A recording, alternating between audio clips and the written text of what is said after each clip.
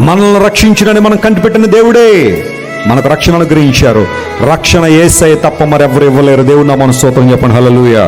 ఆయన ఒక్కడే మన రక్షణకర్త. నీకోసం నా కోసం శిలువలో మరణించిన దేవుడు కాబట్టి ఆయన అమూల్య రక్తం ద్వారా మనల్ని ఏం చేస్తున్నాడు? ఆయన కడిగి పవిత్రపరుచును. ఎప్పుడైనా అడిగావా, యేసయ్య నన్ను కడగండి అయ్యా, నీ రక్తం పోసి నన్ను శుద్ధీకరించండి, నన్ను పవిత్రపరచండి అయ్యా, I want to live for you lord, నీకోసం నేను జీవించాలని ఆశపడుతున్నాను అయ్యా అని మనస్ఫూర్తిగా అడిగావా దేవుణ్ణి ఎప్పుడైనా?